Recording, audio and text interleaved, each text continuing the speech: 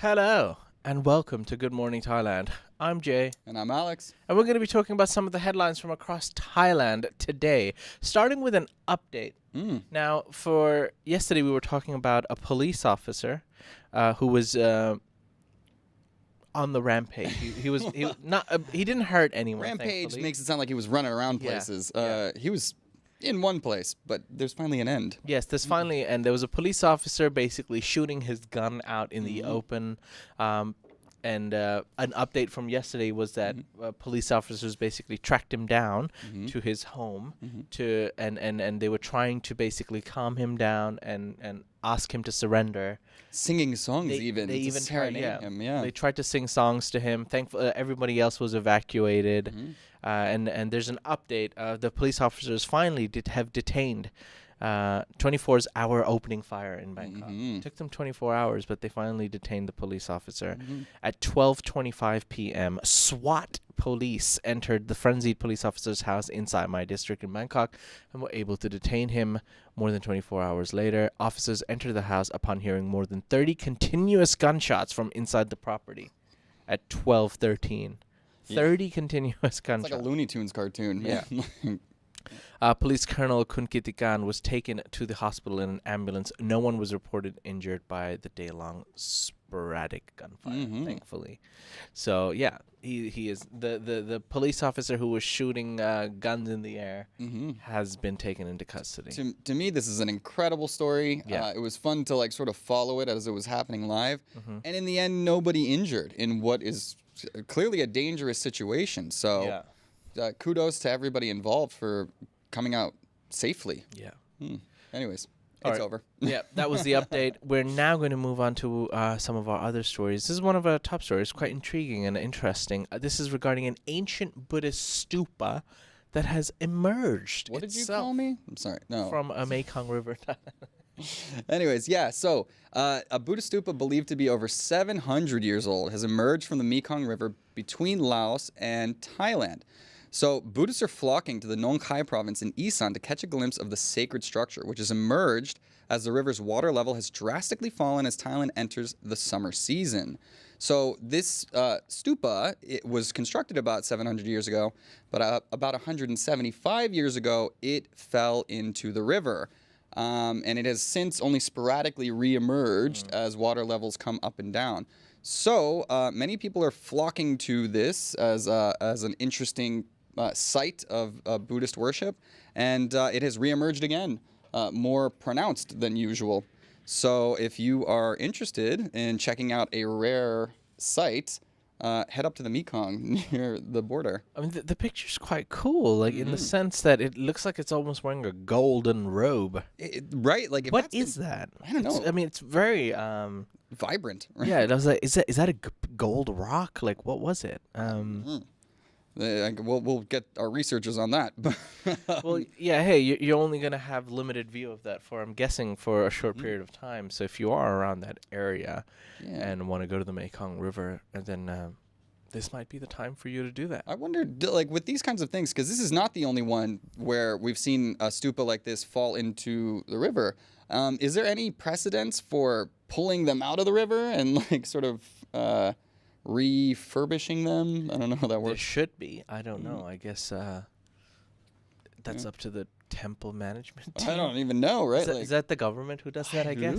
I'm a little clueless. I highly doubt like a temple has like a management team. Yeah, like just waiting with the construction stuff to pull stuff. Yeah, you're probably right. But yeah, but then again, I when it comes to religion in general, I'm not surprised that people are willing to do almost anything. Right, it's important here. Yeah, but yeah, Huh. a sight to behold. Fascinating. For now, we're gonna skip on to our next story, which is regarding illegal processing of Mary Jane, the Green. Come on. I get paranoid now because every time I move away from the microphone, I get some nasty comments. No, I don't.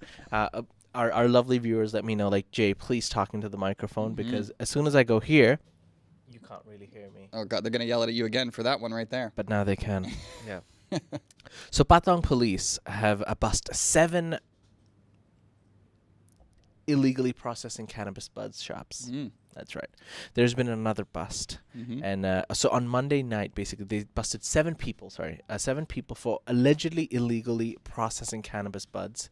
And they apprehended these individuals on Bangla Road, which is also known as the Phuket Walking Road. This was after the police, along with staffers from the Department of Traditional Thai Medicine, inspected cannabis shops on the roads. The 7 people arrested were accused of processing controlled herbs without permission. That's right, because if you want to grow the big C in Thailand, you need to actually register through an app. It's fairly simple. Yeah. I mean, it's legal. Yeah. There's processes. Just follow the processes. Did you know that in Phuket there are 1,244 venues registered to sell cannabis? No, I did not. That is insane. That's right. 1,244. That's only on the island of Phuket. Whew, my goodness, man. That's like one dispensary per tourist. Yes. Sounds like. And out of those venues, 1,192 have legal licenses, according to the latest record from this month.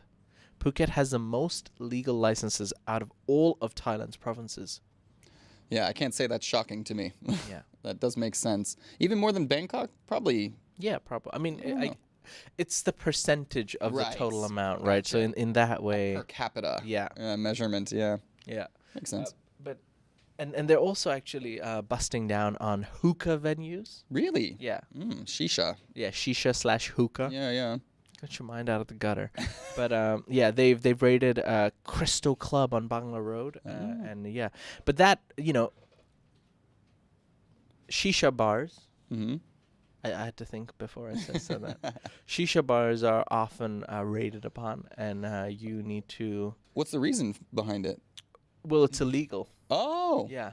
Really? Yeah. Man, I've seen them all over the place. Hey, allegedly you've seen them all over the place. Yes, never mind. Yeah. I don't know what I saw. Yeah. I guess this shisha bar, just didn't have the right context. Allegedly. Allegedly. Gonna get in trouble. Yeah. Swiftly moving on to our last story before we go for a break. Let's talk about Bali. Bali is actually doing something quite outrageous in a way, controversial, outrageous. They've threatened. It hasn't taken place yet, but in a way, they might ban foreigners from renting motorbikes. This is a story that hits close to home for us. Yeah. The governor of the Indonesian island of Bali said that foreigners will soon be banned from renting motorbikes and scooters on the island. He said he will also request all motorbike rental shops to ban foreigners from using their services. The governor has had enough of foreign tourists violating traffic rules. He said, quote, as tourists act as tourists, using vehicles prepared by travel agents, instead of roaming around with motorbikes without wearing t-shirts and clothes, with no helmets, violating traffic rules, and even without a license, they are no longer allowed to use motorbikes or anything that is not from a travel agent. So this is coming off the heels of stories like a Russian influencer drove a scooter off of a dock into the ocean for some YouTube stunt. Just a prank, bro. The locals are getting fed up with how the tourists are behaving. And honestly, some of them are killing themselves. Many of these tourists are dying in drunk driving accidents and just really not familiar with the island or scooting in general. Yeah. So this could have ripple effects for us here in places like Chiang Mai or Phuket or Koh Samui, other islands where renting scooters is very much a vital part of the local economy. I've seen plenty of tourists behaving very irresponsibly on scooters throughout Thailand. So do you think that this kind of rule is something worth exploring in Thailand, or is it going to have too much of a negative impact on the economy? It's good for them. They can figure something else out. They've got a lot of things going on for themselves, and motorbikes doesn't have to be one of them. I looked at that situation and I thought to myself, why doesn't Phuket do the same? Honestly, look, is it a good business avenue for people in Phuket, or these people providing this service? Yes, definitely, but it's unsafe. A lot of these people rent these motorbikes illegally, and they get in trouble, they get accidents, and they do break the law. They might cause other people they might cause other people accidents. But then there's a side of people who are doing it legally, Right. People who do their due diligence, they have insurance for their bikes, they only rent it out to people with licenses. So I feel bad for them as well. For sure. For every irresponsible driver I see, there's 20 that aren't. But it's come to a point now where so many people try to abuse the system in a way that, although unfair, for the better good of people, it can be argued that not having it at all might be better, right? This is always the push-pull of society, group harmony and individual rights, you know? What's more important, people making money off selling bikes or this general safety of tourists and people driving on the streets? That's the debate. You tell us. You tell us, ladies and gentlemen. For now, we're going to take a quick break. Once we come back from the break, we've got stories regarding Louis Vuitton and a taxi, as well as Phuket gets the green light. But for what? There's water involved. Find out more after the break. And join the fun at Carnival Magic, the world's first Thai carnival theme park. Don't miss the opportunity to experience the enchantment of the magical wonders at the one, the only, Carnival Magic Phuket. Welcome back. You're watching Good Morning Thailand. This show is brought to you by Carnival Magic. It's a carnival fantasy. One of the newest and best attractions in Phuket.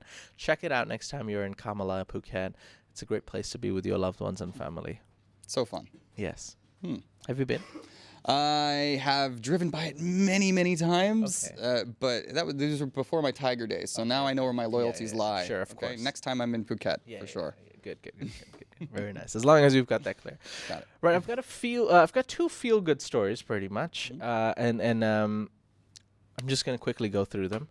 Basically, one feel-good story is regarding a taxi driver and a Louis Vuitton bag, because a Phuket taxi driver has been praised because for returning a 150,000 baht Louis Vuitton purse to a Chinese tourist. That's right. Sorry, don't worry about them. The Phuket Info Center, operated by the Phuket office of the Ministry of Interior, posted about this incident. So, good deeds must be admired, ladies and gentlemen. Yeah, good deeds. The center said basically the bag was returned to the tourist at the Phuket International Airport after the Chinese tourist had left the bag in the back seat of a taxi Wednesday, March the 8th. The tourist reported the missing bag to the tourist police who then teamed up with the Tourist Assistance Center at the airport. Officers tracked down the taxi and its driver by its license plates. The driver then confirmed that the bag was left and promptly returned to the airport to give the bag back to the tourist. The good deed was highly praised, especially after Patong Police charged a tuk-tuk driver with theft last Sunday. The tuk-tuk driver allegedly tried to keep an iPhone that was worth about 29,000 baht after a Swedish tourist accidentally left it back in the tuk-tuk. But it was nice to see a story where the missing stuff got returned. Yeah, right? missing stuff got returned, and he did it for the right reasons, hopefully. No, I've been burned like this before. I got pickpocketed once, and I went and canceled all my credit cards, canceled all that stuff, and then the next day I got a phone call. Somebody found my wallet and brought it back to me. Oh no, brutal. Ugh, that sucked. But yeah, it is nice. I mean, that was a lot of money. Right? I got a big amount. I got pickpocketed once too, and all I wished was that just take the money, just leave the cards. You can't access it anyways. And that's exactly what happened to me. The dude took the cash, and then he turned it back into the Metro Authority, and I got my stuff back. I was hoping that they just threw my wallet in like the bin after they took whatever they wanted, but you can't tell when you've been pickpocketed what's happened to your stuff. So have you ever had a story where someone's returned something to you? That's what I mean. My stuff got returned. Oh, it did get returned. It did after. Oh, the next day. The next day after I've already canceled everything. So yeah, annoying. Oh well. Tell us about your story, viewers. Have you ever had a nice experience where, because the taxi or tuk-tuk is the most common place where someone would forget something, especially if you're traveling in a group, you're in a rush, you're late for your flight. Happens all the time. I don't know how you forget your 150K Louis Vuitton bags, but then again, if you have a couple of them, why would you? Probably some of those frosty beverages coming into play. Anyways. All right, our last story, ladies and gentlemen, will hopefully leave you in a good mood, especially if you're planned to be in Phuket, because Phuket gets the green light for next month's Songkran water splashing. It's not really a surprise. I mean, rightfully so, but they've actually finally come out and confirmed it. Phuket has been given the green light, and this is for the Thai New Year, which is, for anyone who doesn't know, Songkran next month. The president of the Phuket Provincial Administration Organization, Kun Rewat, confirmed the good news after a 3-year break of no water splashing. 3-year break. Was that because of the pandy? It was because of the pandy and the social distancing and the mask wearing and this and that. The official celebrations will be held in Phuket town on Dibuk Road in front of the Limelight Avenue shopping mall. True story. The Limelight Avenue shopping mall, that mall is owned by my close friend. Oh, nice. Oh, so he's got the hookup. If you guys want it. She's got the hookup. He's got the hookup. Oh, I've got to the her. hookup. Yeah. Yes, to her. He's not important, but he knows important people. Yeah, that's like that one friend that I want to hold on to for the rest of my life. It feels good to say, yeah, my friend owns a lifestyle mall. It does, yeah. Yeah. It's like I always like to say this too about kids. Man, you know what's better than having children? Friends who have children. Yeah. You don't have to deal with them as much. But but look, in exchange for the water fund, alcohol and drugs will be banned. Alcohol's banned. Well, drugs will be banned. That should not be. Drugs are illegal. But in exchange for the water fund, alcohol will be banned. Okay. Yeah. Interesting. Alcohol and Songkran go hand to hand. I mean, a little water splashing, having a little fun, a cold beverage in your hand, that'd be all right, no? Yeah, that's how I think of it.